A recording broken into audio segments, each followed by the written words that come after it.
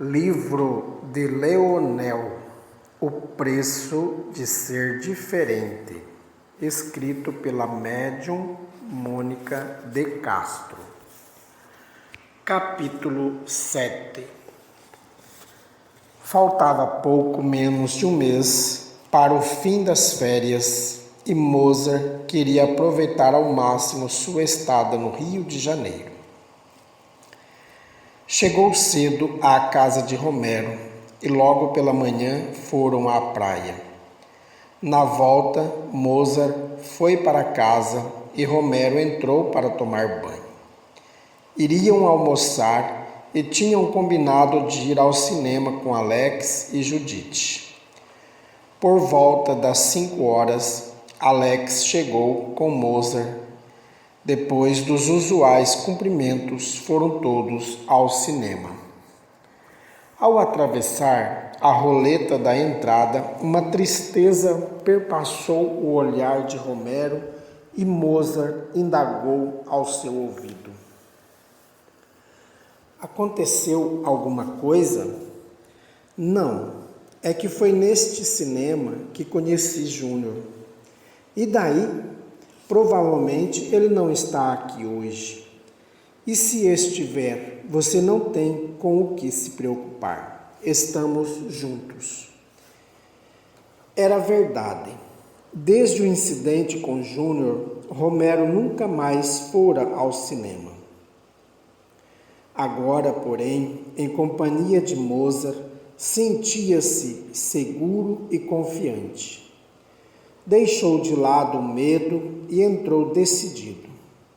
Como ainda era cedo, tiveram de esperar.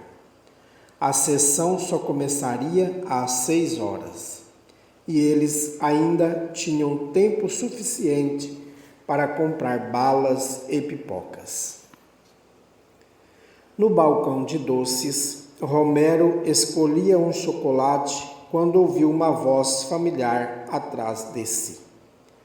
Ora, ora, se não é a bichinha enrustida que eu vejo por aqui.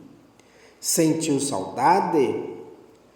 Romero voltou-se assustado e todos os seus temores se confirmaram. Era realmente Júnior quem estava ali, parado à sua frente. Um sorriso debochado pendurado no rosto. Deixe-me em paz, falou Romero agressivo. Ui, debochou o outro. A mocinha ficou valente, foi? O que quer de mim, Júnior? Já não basta o que me fez? Ah, ainda se lembra de meu nome? É claro que se lembra. Depois daquele dia, não poderia esquecer. Você gostou, não gostou? Fale a verdade. Olhando por cima do ombro de Júnior, Romero avistou os outros em animada conversa, ninguém se dando conta do que lhe acontecia. Até que Mozart, passando os olhos ao redor do salão, deu de cara com seu olhar de súplica. E ao ver que ele conversava com outro rapaz, imediatamente desconfiou de quem se tratava. Pediu licença ao primo e foi em sua direção. Romero chamou, parando a seu lado. Você não vem? A sessão já está para começar. Mozart lançou um olhar de desafio para Júnior, que respondeu com outro ameaçador. Parece que seu namorado está com ciúme, ironizou Júnior. E é para estar. Duvido que seja como eu. Tenho certeza de que não sou, respondeu Mozart firmemente. Sou uma pessoa decente, ao passo que você não passa de um oportunista covarde e nojento, que se aproveita da ingenuidade de criancinhas para conseguir o que nenhum homem de verdade irá lhe dar. Puxou Romero pelo braço e saiu com ele em direção a Judite e Alex, deixando Júnior vermelho e furioso. Aquele é Júnior? Romero limitou-se a assentir. Tinha vontade de sair correndo, mas a firmeza da mão de Mozart ao redor do seu braço deu-lhe tranquilidade. Rapidamente chegaram até onde os outros estavam. Por que demorou tanto? Indagou Judite. E cadê as balas? A fila estava muito grande. Apressou-se Mozart em responder. Íamos perder o começo do filme. Alex, lendo o programa de filme em cartaz, nada percebeu, mas Judite, olhando para o balcão de balas, não viu nenhuma fila que pudesse causar a perda do início da sessão.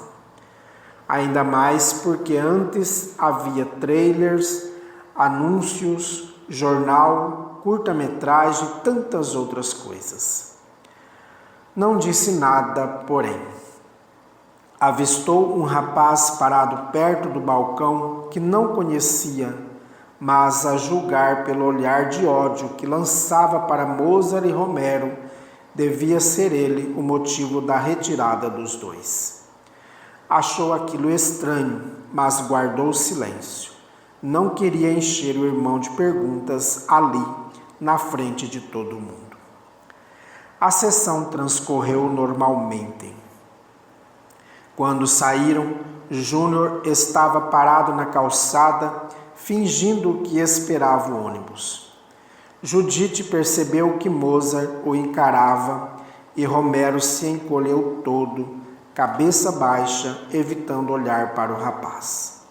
Quando passaram por ele, Júnior deu 2 passos adiante e esbarrou propositalmente em Mozart, falando em tom de sarcasmo. Desculpe-me, fiquei distraído e não ouvi. As coisas que a gente não faz sem querer. Passou adiante, feito uma bala. Vocês conhecem esse rapaz? Quis saber Judite. Não, respondeu Romero. É um idiota qualquer, acrescentou Mozart. Por que tudo isso? Tornou Alex. Foi só um esbarrão. Tem razão, Alex, concordou Mozart. Foi só um esbarrão. Vamos embora. Partiram para a casa de Romero. Sem que percebessem, Júnior os seguira. Queria saber onde ele morava. Notou que era em uma casa com ar distinto, numa rua familiar, e sorriu intimamente. Aquele Romero devia ser filhinho de papai, e ele e seu namoradinho iam ver só uma coisa. Tomou nota do endereço e foi embora. Daria um jeito de se vingar daqueles dois. Como já era tarde, Mozart foi para casa com Alex. Depois que eles saíram, Judite foi se trocar e já de camisola foi bater à porta do quarto de Romero. Está acordado? Perguntou, ela aproximando-se da cama. Estou. Sentou-se a seu lado e tomou sua mão. Acariciou seu rosto, alisou seus cabelos e beijou sua testa. Sou sua irmã, Romero, sussurrou. Amo você imensamente. Sabe disso, não sabe? Sei. Acima de tudo, sou sua amiga. Você pode confiar em mim. Romero não sabia aonde ela queria chegar, mas começou a desconfiar daquela conversa macia. O que está querendo, Judite? Não estou querendo nada. Talvez você é quem queira desabafar. Não tenho nada para desabafar. Tem certeza? Tenho. E aquele rapaz do cinema? O que tem ele? Vai repetir que não o conhece? Não o conheço. Não acredito em você. Vi o terror em seus olhos, o ódio nos olhos dele e o desafio nos de Mozart. O que há? Pensa que sou alguma tonta? Havia tanta ternura, tanta segurança, tanto amor na voz de Judite, que Romero desatou a chorar. Não aguentava mais tanta pressão. Vivia torturado por aquela lembrança, uma lembrança que o amor de Mozart conseguira diminuir, mas não exterminar. E naquele dia, ao ouvir a voz de Júnior no cinema e dar de cara com a sua fisionomia odienta, sentiu que todo o antigo pavor retornara. Ah, Judite! Agarrou-se à irmã e chorou ainda mais, tentando engolir os soluços. O que houve, Romero? Por que está assim? Papai vai me matar. Por quê? O que você fez? Ele não quer que eu conte a você. O quê? O que você não pode me contar? Judite! Levantou-se e encarou-a, os olhos brilhantes. Aquele rapaz é um marginal. Ele desgraçou minha vida. Como? O que ele fez? Ele me violentou. Judite não demonstrou surpresa. Não sabia por quê, mas aquilo não a surpreendia. Esperou até que ele lhe contasse tudo e sentiu imensa revolta do pai. Aquilo não era jeito de tratar o próprio filho. Fingir que nada havia acontecido era muita insensibilidade. Papai se sentiu muito envergonhado. E você, Romero, como se sentiu? Eu... Não conseguiu terminar. Agarrou-se ainda mais à irmã e deu livre curso às lágrimas. Judite não fez mais perguntas. Abraçou-o com ternura e afagou seus cabelos. Em seu íntimo sabia como ele se sentia. Percebia isso no jeito como ele e Mozart se tratavam. Mas Romero estava angustiado. Aquelas lembranças o haviam incomodado sobremaneira e ela não queria causar-lhe ainda mais transtornos com perguntas indiscretas. Sentiu que naquele momento o que ele mais necessitava era de amor e por isso estreitou-o ainda mais. Não precisava fazer perguntas nem dizer nada. Bastava que ele sentisse quanto era amado e querido. No dia seguinte, o telefone tocou bem cedinho. Ainda não eram nem 7 horas da manhã. Noêmia estranhou, mas foi atender. Alô? Ninguém disse nada. Alô? Quem é? Alô? Noêmia pensou que a ligação havia caído, mas o som de uma respiração ofegante indicou-lhe que havia alguém do outro lado da linha. Gemeu a voz. Assustada, Noêmia desligou. Devia ser um trote, mas de muito mau gosto. Não prestou mais atenção ao ocorrido e mais tarde, com a família toda reunida ao redor da mesa do café, o telefone tocou de novo e a própria Noêmia foi atender. Alô? Novamente, aquela respiração. Aborrecida, Noêmia fez sinal para que Silas se aproximasse e, tampando o bocal com uma das mãos, falou baixinho. Acho que é um trote. Silas apanhou o telefone e disse com voz grave. Quem está falando? O que deseja? A voz deu um gemido, como se estivesse tendo um orgasmo, e soltou uma gargalhada debochada. Desligou e Silas pousou o fone no gancho. Quem era? Perguntou Judite, nervosa. Algum palhaço, respondeu Silas. Não tenho o que fazer. A vida pela hora da morte e ele aí gastando dinheiro de ligação à toa só para passar trotes. O que ele disse? Perguntou Romero, fingindo displicência. Nada, ficou só gemendo. Que tolice, recriminou Noêmia. Mas já é a segunda vez que ele liga hoje. É? Retrucou Silas, curioso. É sim, ligou antes bem cedo. É voz de homem ou de mulher? Quis saber Judite. Não sei bem, mas parecia de homem. Ele não disse nada, só gemeu e riu, mas parecia uma gargalhada masculina. Por quê? Não vá me dizer que é alguém atrás de você, Judite? De mim? Deus me livre, não conheço gente dessa espécie. Ai, meu Deus, rogou Noêmia. Será que é algum tarado de olho em nossa filha? Não diga besteiras, mamãe. Deve ser algum idiota que não tem mais o que fazer. Mudaram de assunto. Cerca de meia hora depois, o telefone tocou novamente. Silas correu a atender apressado.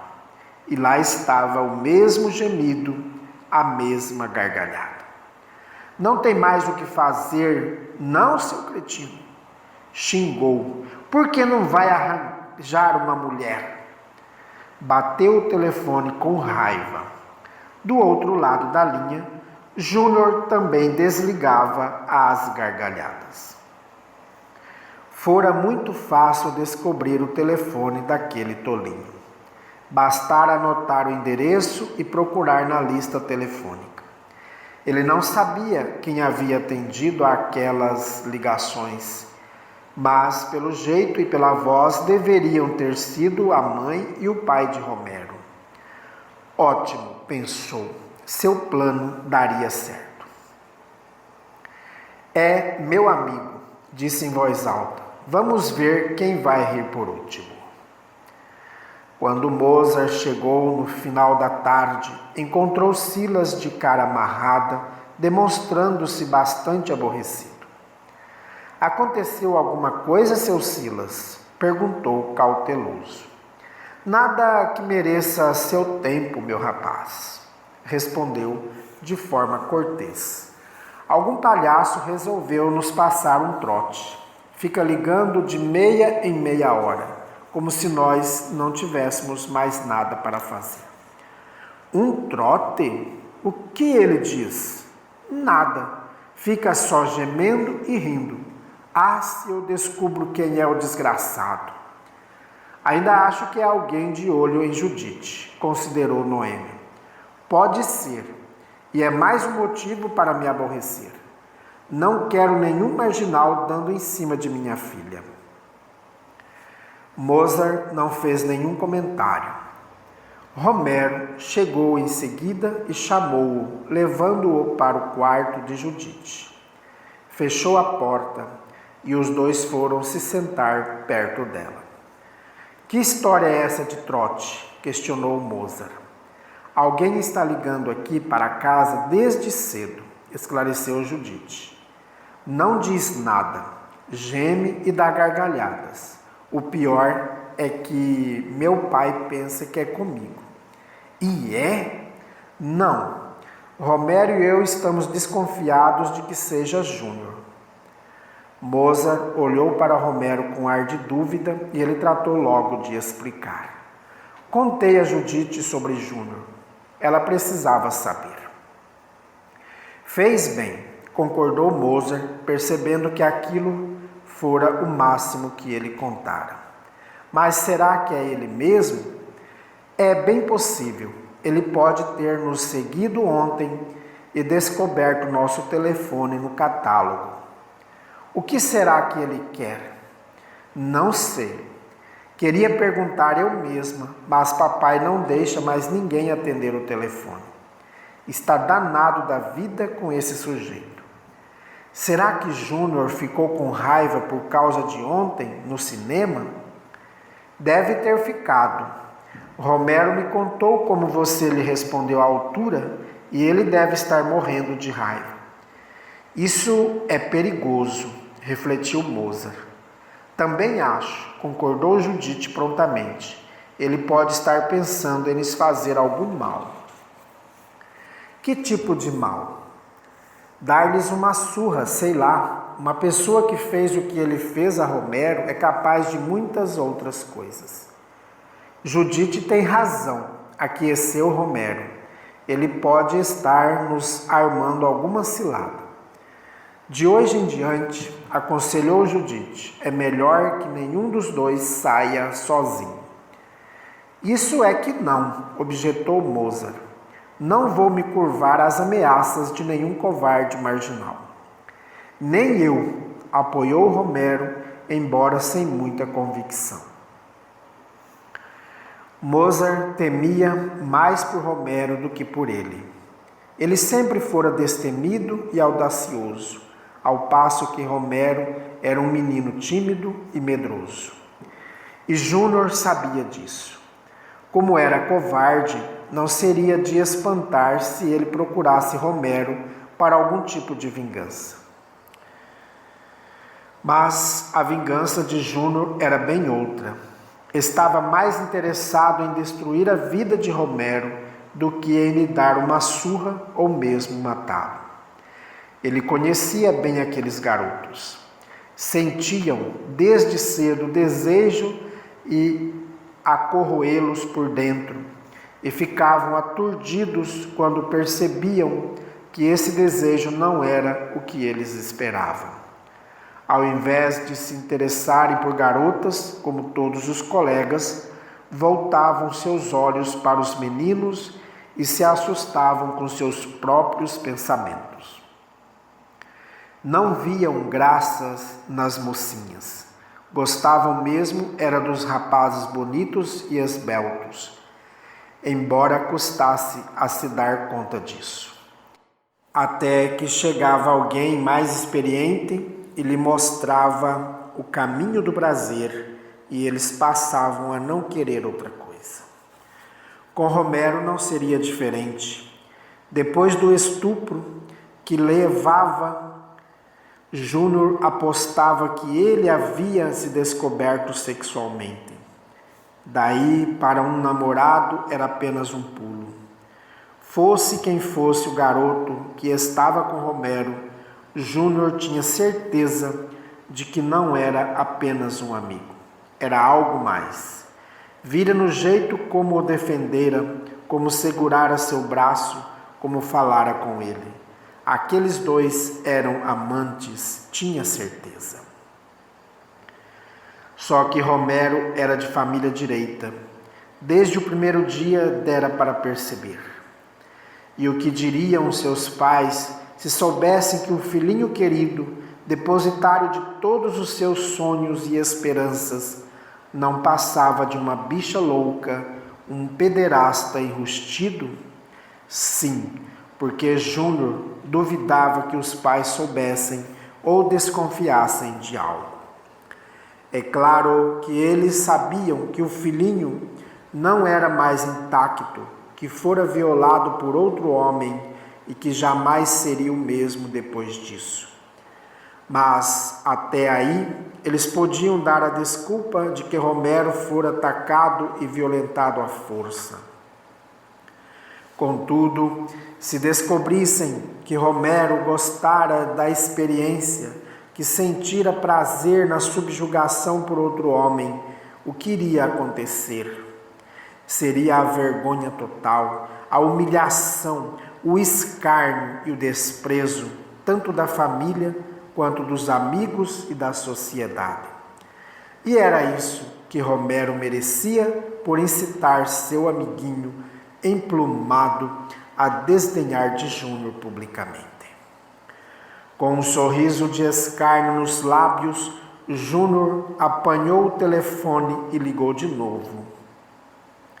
Já havia decorado o número.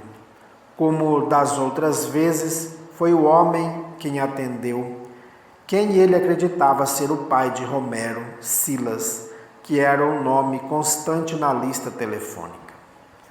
Júnior gemia e soltava gritinhos de prazer, terminando com aquela gargalhada debochada.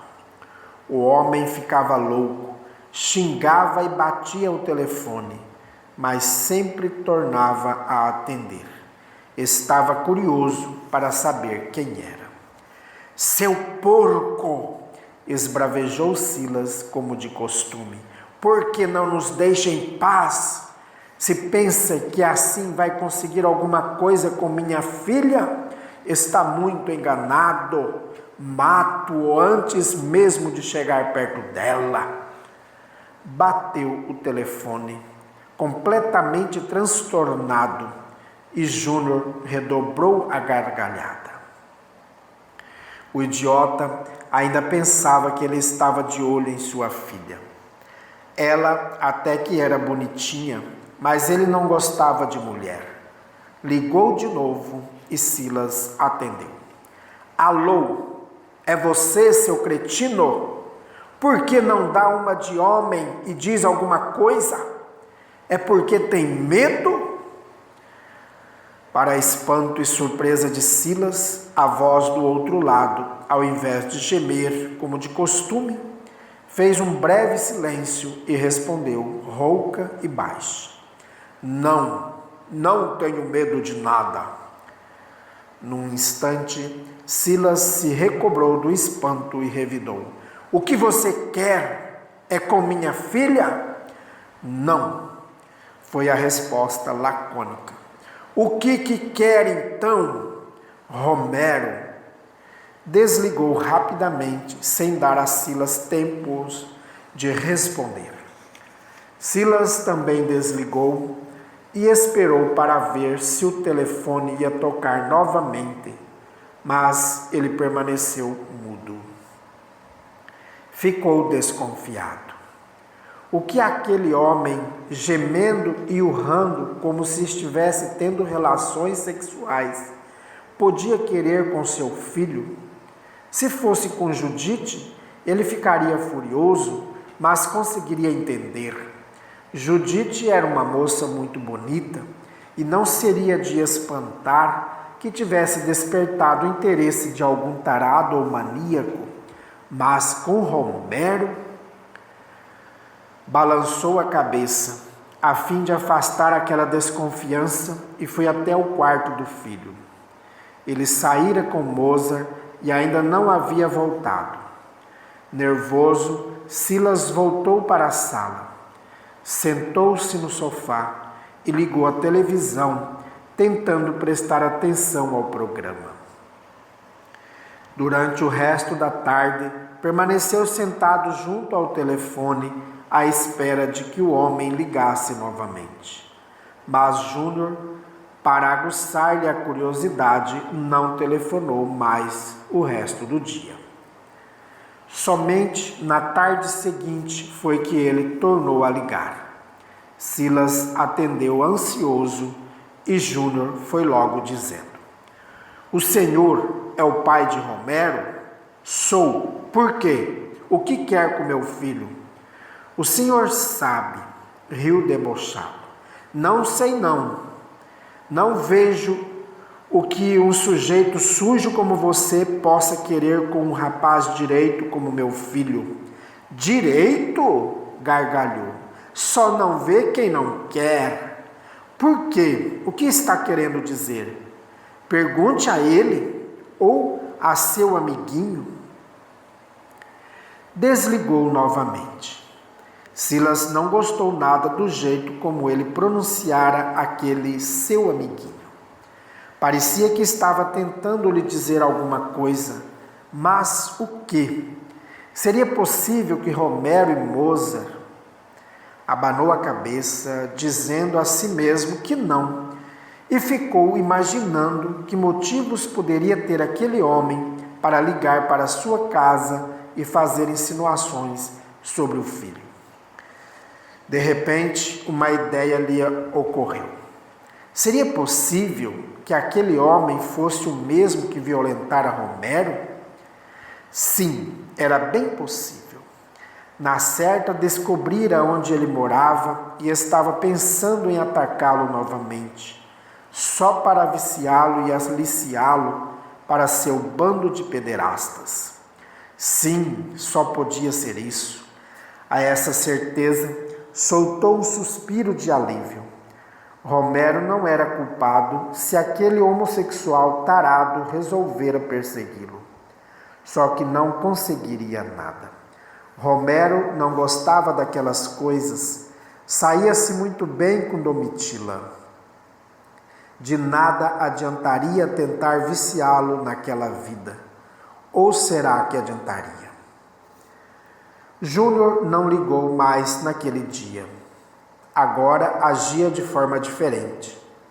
Se antes não dava descanso, causando a impaciência de Silas, agora fazia suspense, aguçando-lhe a curiosidade e levando-o a esperar e a desejar que ligasse.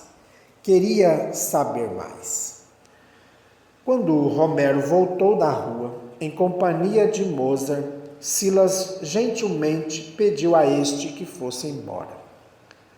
Não me leve a mal, Mozart, justificou, mas é um assunto de família. Amanhã vocês se encontram de novo. Estou até pensando em levá-los a Domitila novamente. Mozart nem ligou para esse anúncio. Estava mais preocupado com o teor daquela conversa.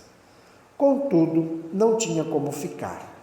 Silas pedira-lhe que saísse e ele obedeceu. Depois que ele se foi, Romero sentou-se ao lado do pai, todo trêmulo, à espera do pior.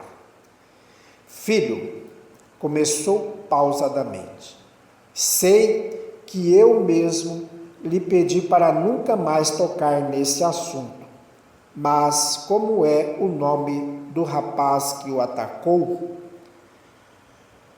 Romero quase caiu da cadeira. Podia esperar qualquer coisa do pai, menos que ele perguntasse sobre Júnior. Recompôs-se rapidamente e respondeu inseguro. Júnior. Só Júnior? É só o que sei. Você acha possível que Júnior esteja nos passando esses trotes? Por quê? Acha ou não acha? Bem, titubeou o jovem, a voz trêmula. Acho. Silas sacudiu a cabeça e continuou. Você o tem visto? Não. A resposta foi tão hesitante que Silas não acreditou. Tem certeza? Vamos, filho, pode falar. Romero jamais ouvira o pai falar com tanta serenidade, de forma carinhosa, e acabou confessando. Vi-o uma vez no cinema. Falou com ele? Ele falou comigo. O que ele disse? Nada. Perguntou como eu estava. Só isso? Só isso. E Mozart? O que tem ele? Mozart conhece Júnior? Não. Júnior não o viu no cinema? Viu. Então, eles se conhecem. Não. Mozart só o viu de relance. Entendo. Por que está fazendo essas perguntas, pai? O que Mozart tem a ver com isso? Silas olhou bem dentro de seus olhos e respondeu. Porque o rapaz que tem telefonado disse que está interessado em você. Em mim? Como assim? Disse que quer você. Que você não é um rapaz direito. E ainda sugeriu que eu perguntasse a Mozart. Perguntasse o quê? Se você é um rapaz direito. Romero remexeu-se inquieto. Você é, Romero? É um rapaz direito? Ele engoliu em seco e respondeu com a maior convicção possível. Sou. Tem certeza? Tenho. Ele tinha. Era um rapaz direito. Não da forma como o pai pensava, mas da forma como tinha de ser. Só agora compreendia os parâmetros que Mozart traçava para delinear o caráter das pessoas. O fato de ser homossexual não o transformava em bandido ou marginal. Era um rapaz direito, sim, e precisava afirmar isso com bastante convicção. Pena que não tinha coragem de expor aqueles pensamentos diante do pai. Para Silas, a concepção de rapaz direito era bem diferente da sua e da de Mozart. Para ele, um rapaz direito era aquele que não se metia em pouca vergonha, ou seja, que não se deitava com outro homem. Está certo, Romero, pode ir agora. O menino foi saindo e Silas acrescentou: não quero que saia mais hoje. Romero nem discutiu. Não estava em condições. Júnior fizera insinuações gravíssimas a seu respeito que puseram o pai em dúvida. Júnior devia saber. Romero tinha certeza de que Júnior sabia que ele era homossexual. Experiente, deveria ter desconfiado de Mozart também, pois não fora Mozart mesmo quem lhe dissera que era fácil reconhecer um homossexual apenas pelo jeito de olhar? Júnior reconhecera. E agora estava tentando destruir sua vida, insinuando ao pai que ele era homossexual também. O que poderia fazer? Ele era homossexual mesmo, reconhecia-se como tal, assumia sua preferência pelos homens. Não podia negar isso a si mesmo. Todavia, diante do pai, era imperioso que fingisse. Jamais confirmaria as insinuações de Júnior. Por mais que o pai lhe perguntasse, diria que Júnior era um pederasta mentiroso e só estava dizendo aquilo para denegrir sua imagem. Convenceu-se. Precisava mentir.